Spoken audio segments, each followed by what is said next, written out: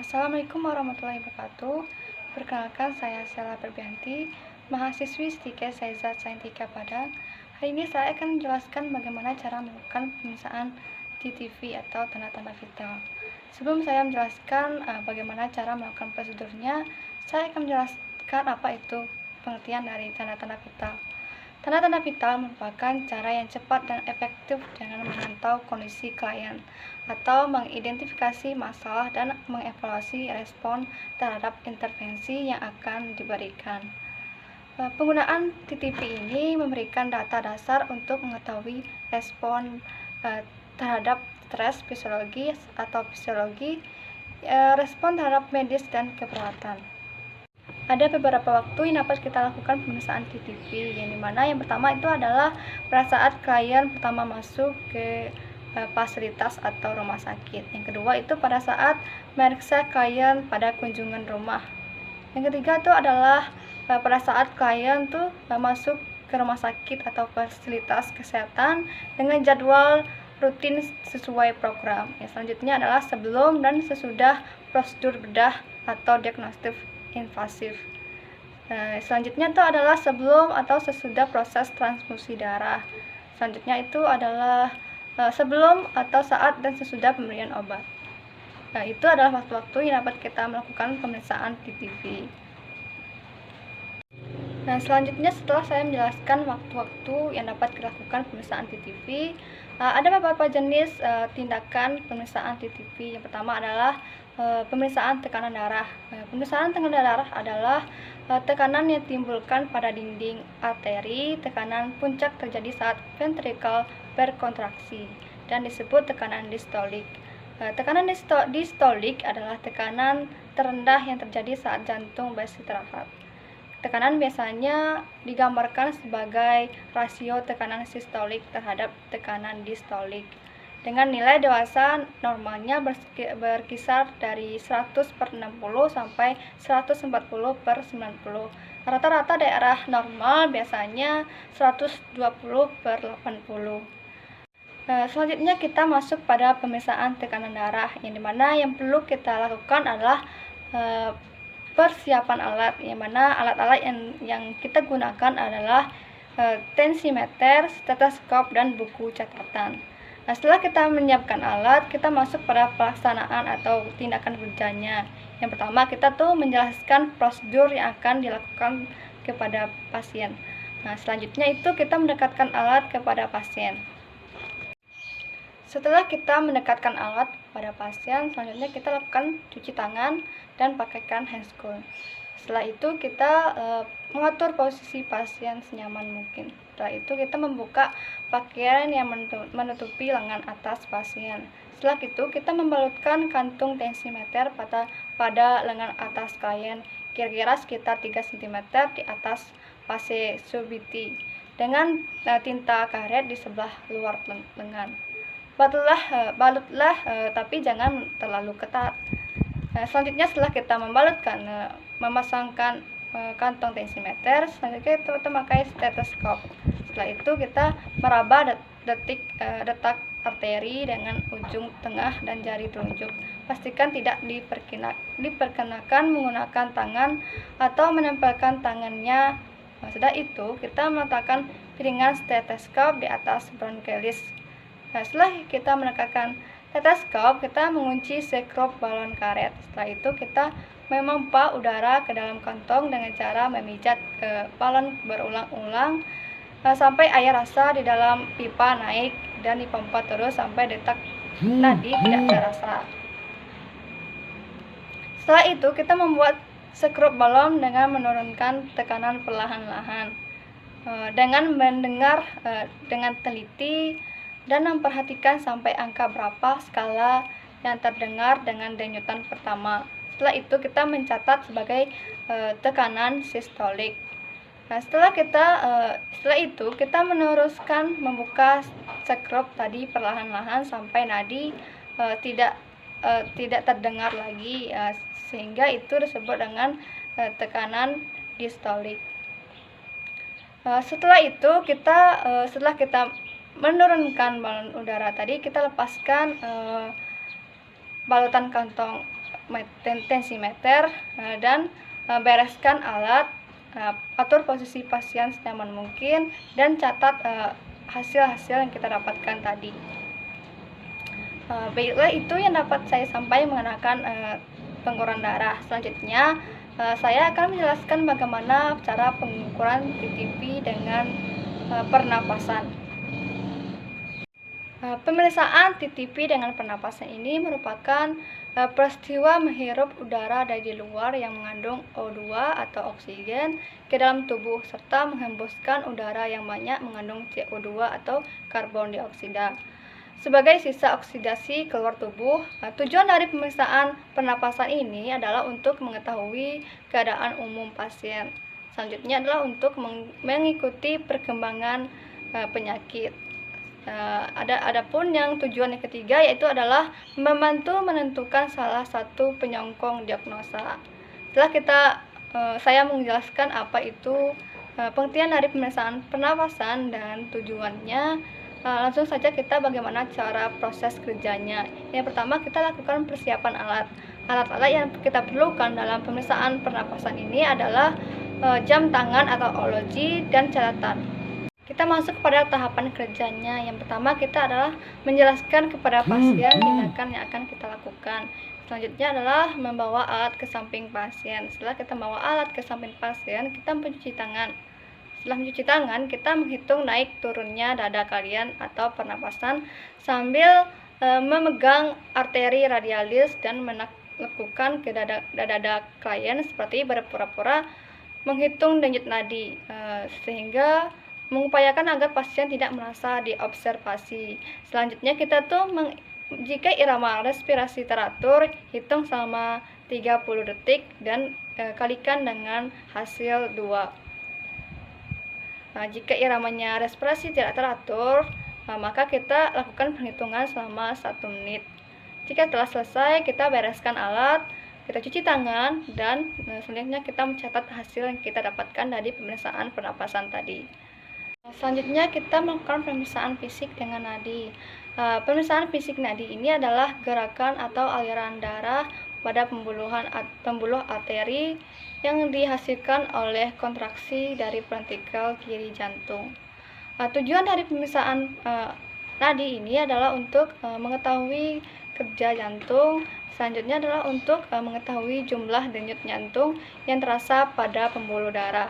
Selanjutnya yaitu adalah untuk menentukan denyut nadi apakah normal atau tidak.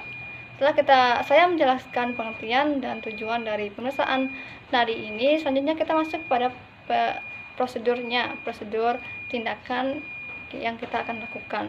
Yang pertama, kita lakukan persiapan alat. Alat-alat yang kita butuhkan dalam pemeriksaan nadi ini adalah, yang pertama adalah alat penghitung nadi, jam tangan atau ologi, dan buku catatan. Setelah kita menjelaskan alat-alat tadi, selanjutnya kita masuk pada proses kerjanya, yang dimana yang pertama kita menjelaskan kepada pasien tindakan yang akan kita lakukan. Selanjutnya kita mempersiapkan alat yang dibutuhkan. Setelah kita mempersiapkan alat, kita membawa alat dekat pasien atau mendekatkan alat kepada pasien. Setelah itu kita mengatur posisi pasien. Setelah kita mengatur posisi pasien, selanjutnya kita meraba atau menghitung denyut nadi pada tempat-tempat denyut nadi seperti temporalis, coratis, apikal, bronchialis, radialis, pamioralis, papillatea, asterior, dorsorius pedis, dan sebagainya sesuai dengan keadaan umum pasien. Setelah itu kita menghitung dengan ujung jari kedua, ketiga, dan keempat, tekan dengan lembut. Setelah itu kita mengetahui atau melaksanakan hal-hal yang perlu diperhatikan dalam menghitung denyut jantung. Jika denyut teratur, hitung selama 30 detik. Setelah kita mendapat hasil, kita kalikan 2. Jika denyut nadinya tidak teratur, kita lakukan penghitungan selama 1 menit. Setelah kita melakukan penghitungan, kita mencuci tangan dan mencatat hasil yang kita dapatkan tadi. Selanjutnya kita masuk pada prosedur kerjanya, yang dimana kita melakukan pemeriksaan suhu ini terdapat pada bagian-bagian tertentu. Yang pertama adalah pada bagian mulut atau oral. Pada pemeriksaan bagai mulut oral ini kita memerlukan alat-alat yang berupa yang pertama adalah termometer oral, selanjutnya adalah botol berisikan larutan sabun, yang ketiga adalah botol berisikan larutan disinfektan, yang keempat adalah botol yang berisikan air bersih di dalamnya dilatasi dengan kain kasa, yang kelima adalah potongan tertutup dada tempatnya, yang keenam adalah bengkok, selanjutnya adalah alat tulis atau buku catatan. Setelah kita melakukan persiapan alat, kita lanjut pada prosedurnya. Selanjutnya kita masuk pada prosedur kerjanya, yang dimana kita melakukan pemeriksaan suhu ini terdapat pada bagian-bagian tertentu. Yang pertama adalah pada bagian mulut atau oral. Pada pemeriksaan bagian mulut oral ini kita memerlukan alat-alat yang berupa yang pertama adalah termometer oral, selanjutnya adalah botol berisikan larutan sabun, yang ketiga adalah botol berisikan larutan disinfektan, yang keempat adalah botol yang berisikan air bersih di dalamnya dilatasi dengan kain kasa, yang kelima adalah potongan tertutup dada tempatnya, yang keenam adalah bengkok, selanjutnya adalah alat tulis atau buku catatan. Setelah kita melakukan persiapan alat, kita lanjut pada prosedurnya. Setelah kita melakukan persiapan alat, kita langsung pada prosedurnya. Yang pertama adalah kita mencuci tangan. Setelah itu kita menjelaskan tindakan kepada pasien. Setelah kita menjelaskan kepada pasien, kita mengatur posisi pasien atau duduk ataupun tidur. Setelah kita mengatur posisi pasien, kita kita periksa termometer air raksa yang sudah turun atau belum sampai pada suhu yang terendah. Setelah itu kita anjurkan pasien untuk membuka mulut, letakkan reseptor termometer di bawah lidah, kemudian anjurkan pasien untuk menutup mulut. Tunggu selama 10 menit atau 5 menit, keluarkan termometer. Setelah kita melakukan persiapan alat, kita langsung pada prosedurnya. Yang pertama adalah kita mencuci tangan. Setelah itu kita menjelaskan tindakan kepada pasien. Setelah kita menjelaskan kepada pasien, kita mengatur posisi pasien atau duduk ataupun tidur. Setelah kita mengatur posisi pasien, kita periksa termometer air raksa yang sudah turun atau belum sampai pada suhu yang terendah. Setelah itu kita anjurkan pasien untuk membuka mulut, letakkan reseptor termometer di bawah lidah, kemudian anjurkan pasien untuk menutup mulut. Setelah kita memasukkan termometer ke dalam mulut, kita tunggu sampai 5 menit atau 10 menit. Setelah itu keluarkan termometer dan bersihkan dengan tisu atau kain kasa. Selanjutnya kita baca hasil termometer dengan meletakkan horizontal. Setelah itu kita catat hasil yang kita dapatkan dari pemeriksaan melalui oral tadi. Selanjutnya kita melakukan pemeriksaan suhu di area ketiak atau aksila. Alat-alat yang kita perlukan dari pemeriksaan ini adalah termometer aksila, selanjutnya adalah botol berisikan air sabun, selanjutnya adalah botol berisikan larutan disinfektan, selanjutnya adalah botol berisikan air bersih di dalamnya dan dilatasi dengan kain kasa. Selanjutnya adalah bengkok, selanjutnya adalah alat tulis atau buku catatan. Setelah kita melakukan persiapan alat tadi, kita langsung pada prosedur kerjanya, yang dimana kita yang pertama adalah menempatkan termometer ke tangan atau ke tiak, turunkan tangan dan silangkan lengan di bawah klien. Selanjutnya adalah biarkan termometer di tempat tersebut. Jika termometer air raksa, kita diamkan selama 5-10 menit. Jika termometernya adalah digital, kita tunggu sampai sinyal terdengar. Selanjutnya adalah kita mengeluarkan termometer dengan hati-hati. Setelah itu kita lap termometer memakai tisu dengan gerakan memutar dari arah atas ke reservoir buang tisu di bengkok. Setelah itu kita baca termometer air raksa yang kita gunakan tadi atau termometer digital. Setelah itu kita bantu kalian untuk merapikan bajunya. Setelah itu kita menurunkan tingkat air raksa atau mengembalikan termometer digital ke skala awal. Setelah itu kita mencatat hasil yang kita dapatkan dari pemeriksaan yang kita lakukan tadi. Selanjutnya adalah pemeriksaan suhu dengan di area anus atau rektal. Pemeriksaan ini, alat-alat yang kita butuhkan adalah termometer rektal. Selanjutnya adalah botol berisikan larutan sabun. Selanjutnya adalah botol yang berisikan air larutan disinfektan. Selanjutnya adalah botol yang berisikan air bersih di dalamnya. Setelah itu adalah bengkok. Selanjutnya adalah catatan atau alat tulis. Setelah kita menyiapkan alat, selanjutnya kita langsung pada pelaksanaannya atau tindakan kerjanya. Yang pertama adalah kita menjelaskan pada kalian tentang tindakan yang akan kita lakukan. Selanjutnya adalah mendekatkan alat ke samping pasien. Setelah kita mendekatkan alat, kita cuci tangan dan pakaikan handscoon. Setelah itu kita pasangkan sampiran. Setelah kita memasukkan sampiran, kita mengatur posisi pasien. Jika pasiennya adalah orang dewasa, kita aturkan posisi dengan posisi sim atau bising miring kanan atau miring kiri dengan kaki atas ditekuk. Selanjutnya adalah jika pasien kita adalah bayi, kita dapat memberi posisi tengkurap atau terlentang. Setelah itu kita lumuri gel pada ujung termometer dan regangkan anus dengan menaikkan bokong dengan tangan kanan.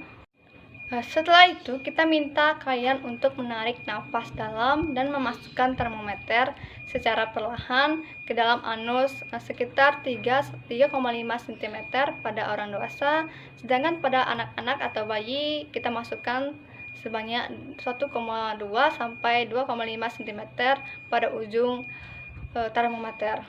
Selanjutnya yaitu kita pegang termometer di tempatnya selama 2-3 menit pada orang dewasa, sedangkan pada orang anak-anak kita pegang selama 5 menit. Setelah itu kita keluarkan termometer dengan hati-hati. Setelah kita mengeluarkan termometer, kita lap termometer menggunakan tisu dengan gerakan memutar dan buang tisu ke bengkok. Setelah itu kita baca. Selanjutnya kita baca termometer air raksa yang kita gunakan atau termometer digital yang kita gunakan. Setelah itu kita merapikan posisi pasien. Setelah itu kita mencuci tangan dan mencatat hasil yang kita dapatkan tadi.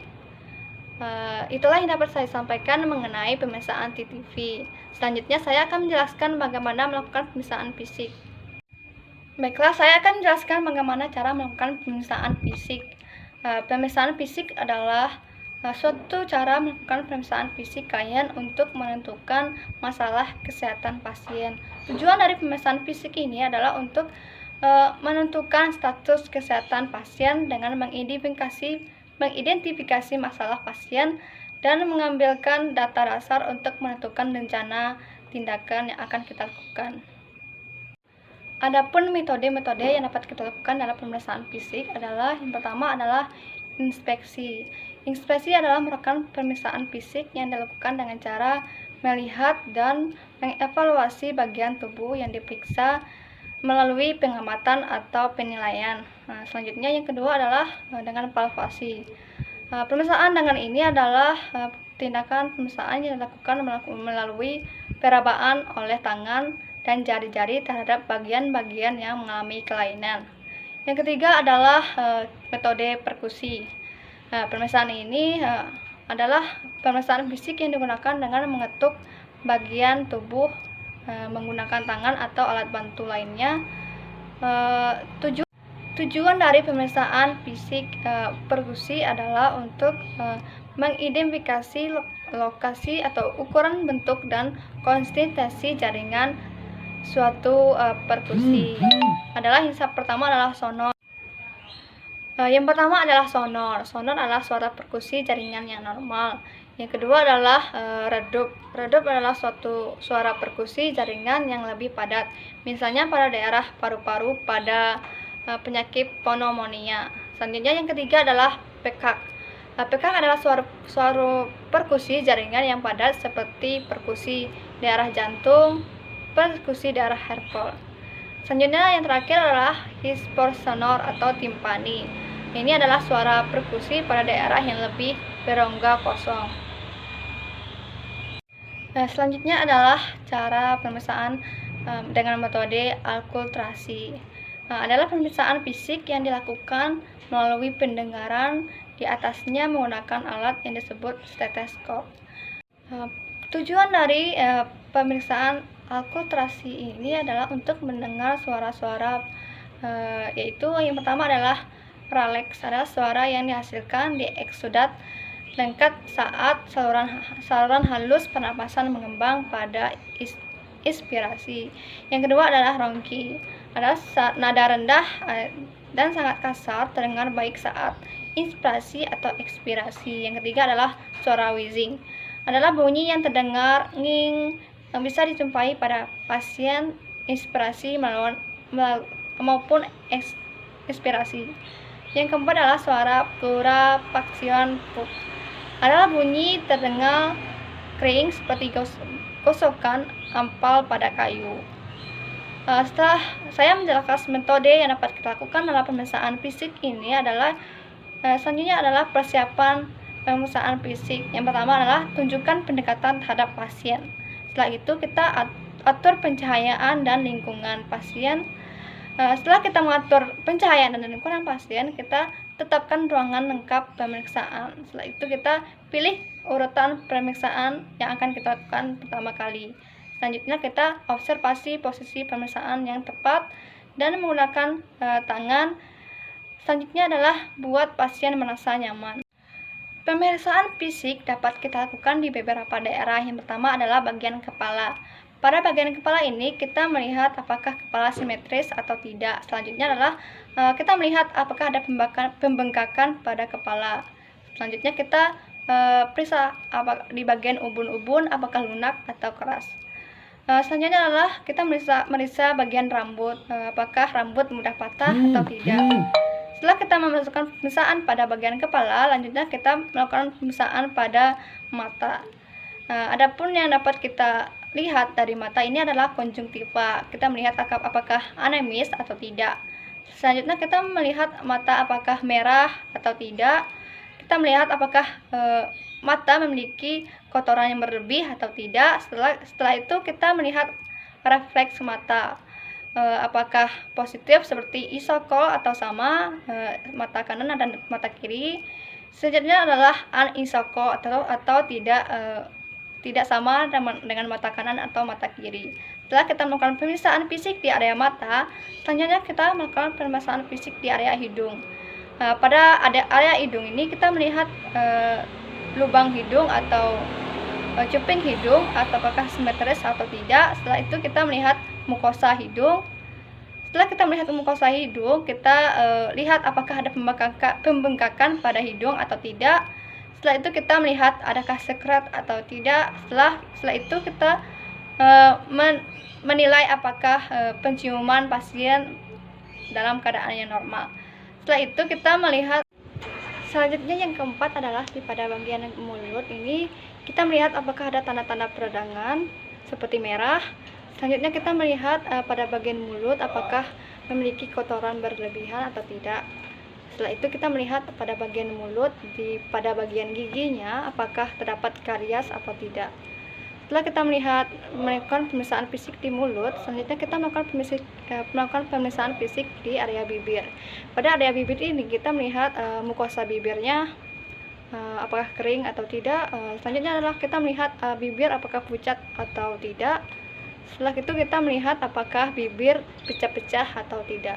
Setelah itu kita melakukan pemeriksaan fisik di area leher. Kita melihat apakah ada pembengkakan atau tidak. Setelah itu kita melakukan pemeriksaan fisik di area telinga. Selanjutnya kita melakukan pemeriksaan fisik di area telinga. Pada area telinga ini kita melihat apakah ototitis atau tidak, yang dimana kita menarik cuping telinga jika apakah terasa sakit atau tidak. Selanjutnya kita melihat apakah ada pembengkakan pada telinga atau tidak. Setelah itu kita memeriksa apakah ada peradangan atau tidak. Setelah kita melakukan pemeriksaan fisik di area telinga, selanjutnya kita melakukan pemeriksaan fisik di area kulit. Pada area kulit ini kita melihat apakah ekstremitas, yang dimana jika teraba, dingin, dan pucat. Selanjutnya kulit itu merah apakah membiru. Setelah itu apakah bentuk kukunya. Setelah itu kita melakukan pemeriksaan fisik di area otot. Pada area otot ini kita melihat apakah kekuatan ototnya, yang mana atau pasien bisa dapat melakukan aktivitas dan mobilisasi. Jika dapat melakukan semua kekuatan ototnya, maka nilainya ada 5. Setelah melakukan pemeriksaan fisik di area otot, kita melakukan pemeriksaan fisik di area kaki, di mana kita melihat apakah ada varieses atau tidak. Setelah itu kita mulai pemeriksaan fisik dari yang tidak sakit dulu ke yang sakit. Setelah itu kita melakukan pemeriksaan fisik di area dada. Pada area dada ini kita melihat perkusi jantung. Jika diketuk akan berbunyi sonor. Setelah itu kita melakukan pemeriksaan fisik di area pernapasan pada trakea dan melihat pada bunyi pada bronkus dan bronchus. Baiklah, itu saja yang dapat saya sampaikan mengenai pemeriksaan TTV dan pemeriksaan fisik. Assalamualaikum warahmatullahi wabarakatuh.